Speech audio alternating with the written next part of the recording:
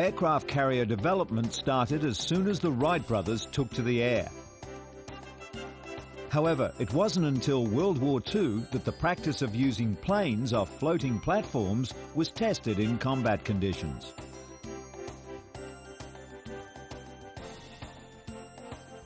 The ships went through an evolution process, but it was the aircraft that underwent major refinement to be useful at sea. This week, we explore the early development of the carrier and the Grumman Hellcat.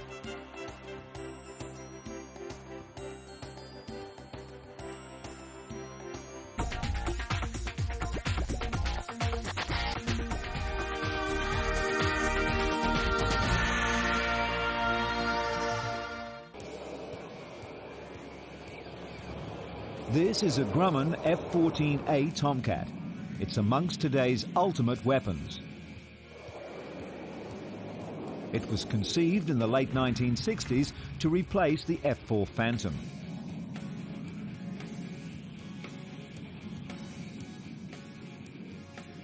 To take off, the plane is catapulted 200 feet.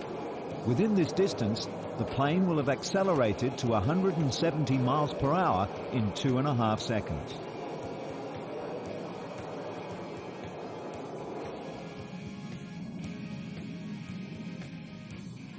A very large fighter, the Tomcat is considered an icon by many aviators, but this is not Grumman's firstborn carrier-based legend. During World War II, aircraft development and improvement accelerated, and many great planes were the result. However, the Grumman Hellcat's military record stands alone. This plane was a total package. It had speed and maneuverability, and it was extremely sturdy.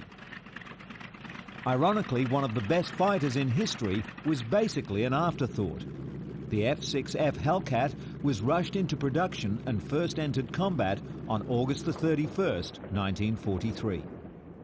Today, after much trial and error, we're able to very successfully operate planes from aircraft carriers. The Harrier jump jet is one example of a modern naval fighter.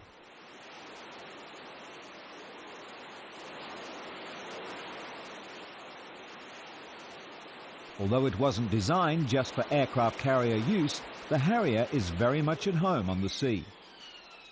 With its vertical takeoff and landing capability, the jump jet requires only a small carrier.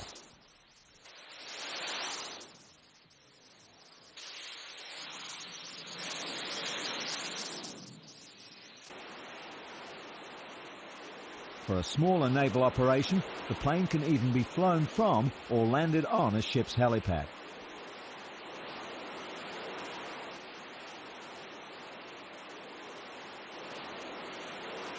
In 1909, we were barely able to claim mastery of building petrol-driven four-wheel vehicles, or cars as they became known.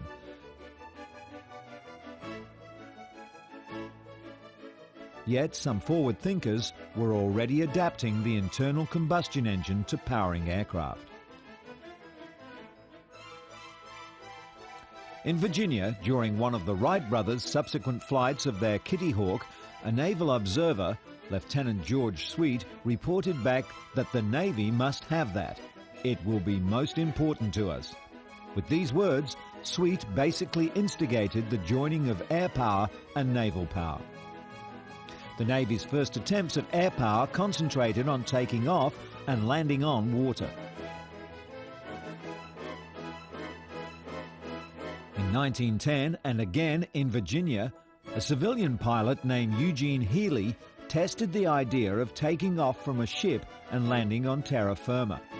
He uses a wooden ramp built over the bow of a cruiser as a runway for a 50-horse-powered Curtiss. He's successful, and 2 months later he attempts the reverse, taking off on land and touching down on a ship. Again, he's successful. The next achievement towards aircraft and their use at sea occurred in 1921, when the US Navy ran bombing tests on captured ships. Brigadier General Billy Mitchell oversaw the operation. The newspapers were quick to announce that with such a devastating weapon as the plane, the day of the battleship was over. The Navy was quick to remind the media and people that the battleship used in the test was a sitting duck. It didn't return fire or in any way take defensive action.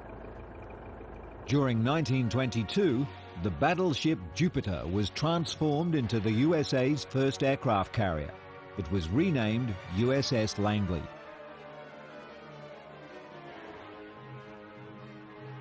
Arresting wires were strung across the deck of the runway, and planes were fitted with hooks, which would snare the wires and bring the plane to a halt. Braking systems for planes had not been designed, and the pilots flew without the use of safety harnesses.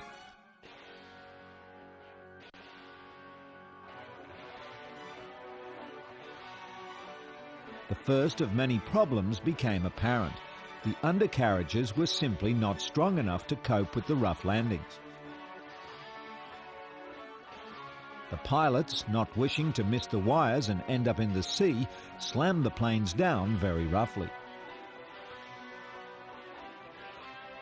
The Hawk Company, which built most of the first planes, knew about the problems they would face in constructing a plane that would stand up to the rigors of carrier landings.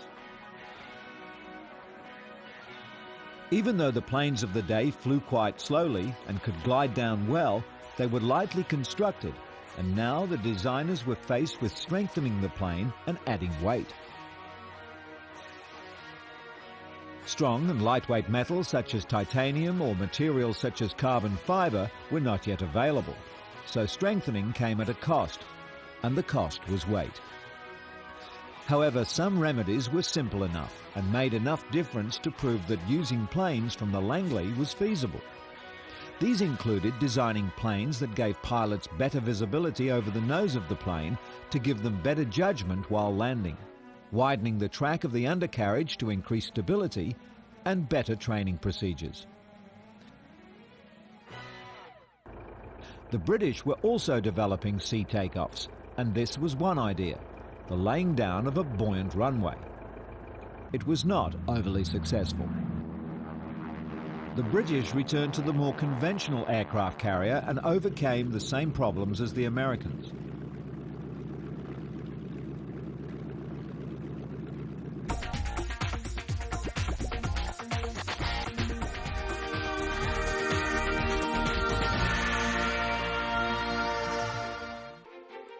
It was the planes from the aircraft carriers Saratoga and Lexington that would be the first to change the way sea battles would be fought in the future. The location of the battles was north of Australia in the Coral Sea. For the first time in history, the sea battle was fought entirely by aircraft. A Japanese force was rounding the north of New Guinea to capture Port Moresby. If they were successful, they would have a platform to invade Australia. The battle was fierce and losses on both sides were severe.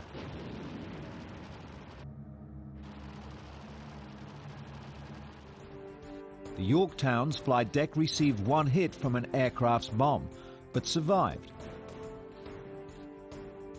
The Lexington, however, took 3 hits and sunk that night. A destroyer and an oiler were also sunk. The Japanese lost a carrier, with another one damaged. Only a month after the Coral Sea, Japanese codes were broken and the information was devastating to the Americans. It was learnt that Admiral Yamamoto was planning a massive attack on the strategically valuable Midway Islands. This battle was to become known historically as the Battle of Midway. The odds for the Americans seemed overwhelming. They had no battleships. The Japanese had 9. 8 American cruisers against a force of 15 Japanese cruisers. The American carriers, the Hornet, Yorktown and Enterprise, were to face 4 Japanese carriers. However, the Americans had one advantage, and that was surprise. The Japanese were unaware of the American carriers, and when the planes started their attack, the Japanese were caught with flight decks packed with planes, fuel, and high explosive bombs. In the commotion, they couldn't get their planes in the air quickly enough.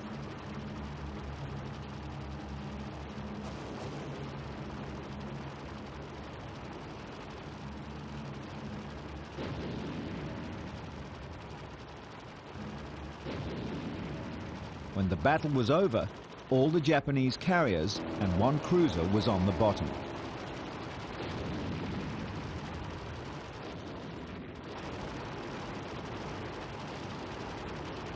The Americans fared better, but still lost the carrier Yorktown with more than 100 aircraft. This was the second time that aircraft had been the major factor in a sea battle, and now the pressure was on to develop planes specifically for carrier work.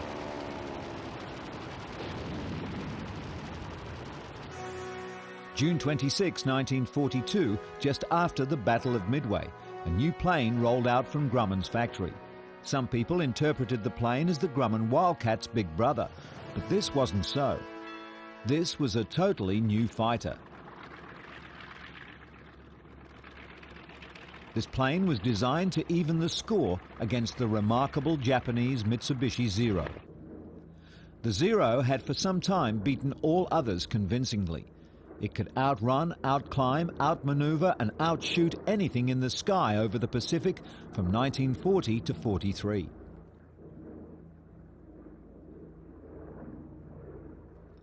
A Curtiss P-40 or a Wildcat may outdive the Zero and avoid it, but in every other aspect, the American pilots knew the Zero had it all over them.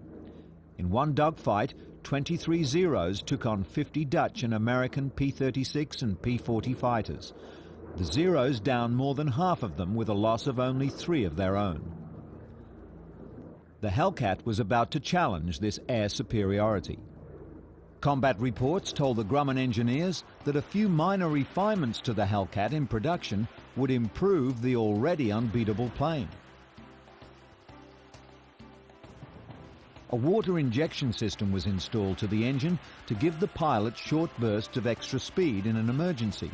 Women test fly the planes. They also operated the control tower and many other facets of the test program.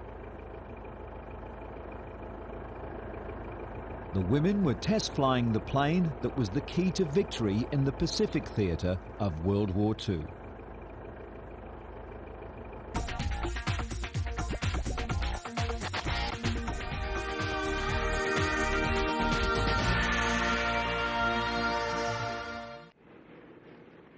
The Hellcat was primarily designed to be used on carriers, although a few were flown from land bases.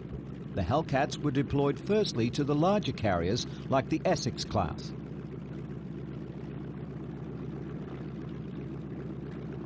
With the rate of aircraft losses due to the Zero, the Hellcat was pressed into service as quickly as possible.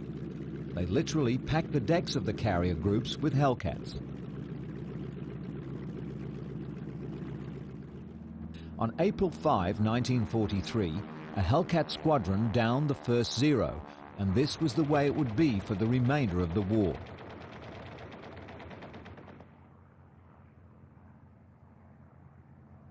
One month later, over New Guinea, another was downed, and the score was 12 Zeros lost to 4 Hellcats.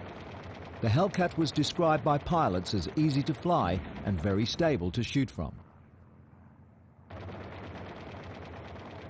Most importantly, it performed greatly at both high and low altitudes.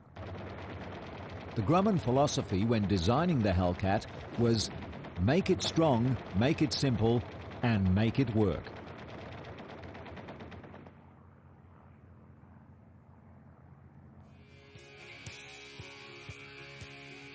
The Hellcat was in fact a reasonably simple machine, and it was definitely tough, and it did work extraordinarily well.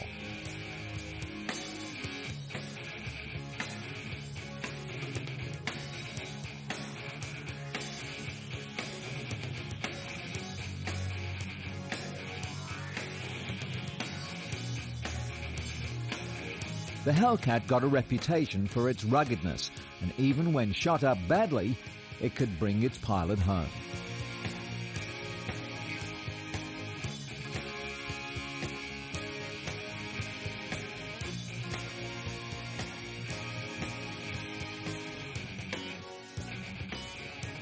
During June 1944, the Hellcat broke the back of the Japanese Zero.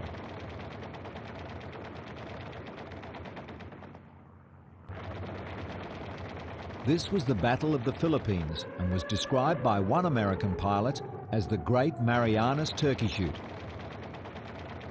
By the day's end, the Japanese had lost 356 planes. The Allies had lost just 16. It was one of the highest American kill ratios in a single day. Without the Hellcat, it's argued that the dominance of the Japanese Zero could have turned the war. It was only the Hellcat's ability to fight off the Zero that the Pacific theater was secured by the Allies.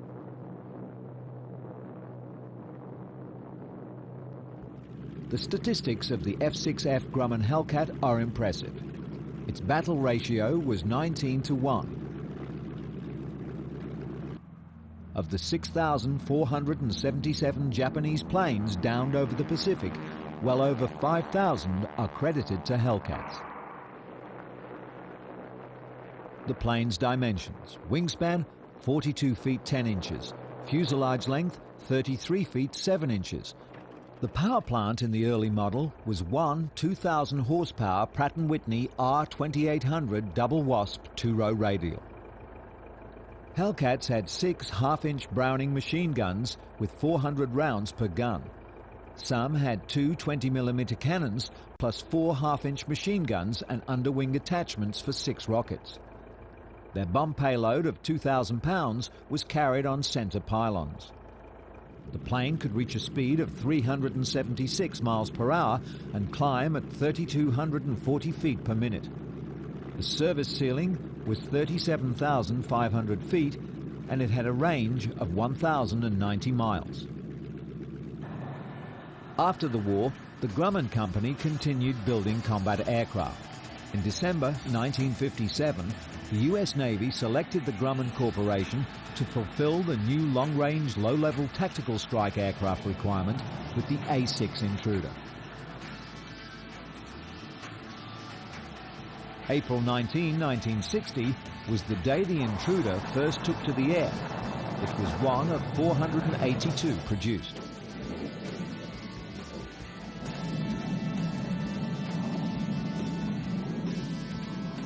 The upgraded A-6E, seen here, first flew on February 27, 1970, and introduced a multi-mode navigation attack radar system.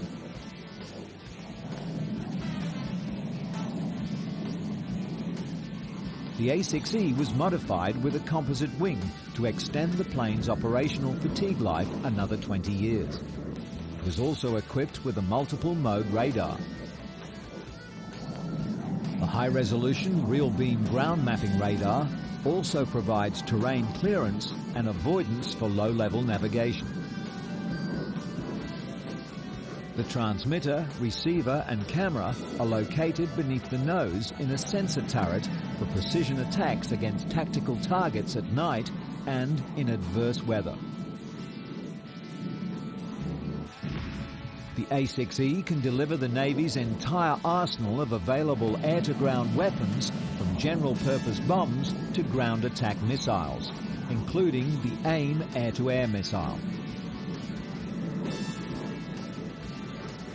The integrated attack navigation weapon system, coupled with a 2-man side-by-side crew, significantly enhances crew coordination, situation awareness, and safety of flight. It was a subsonic 2-seat aircraft fitted with the ability to carry up to 15,000 pound or numerous types of munitions.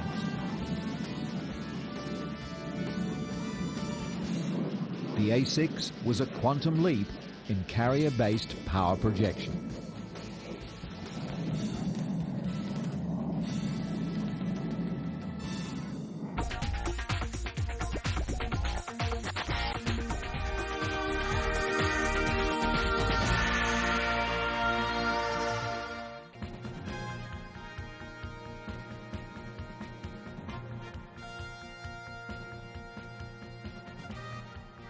Join us again on our next search through our brief but fascinating history of flight and aviation. Come with us and meet the people, the planes, and the companies that have created the world's most technologically advanced machines.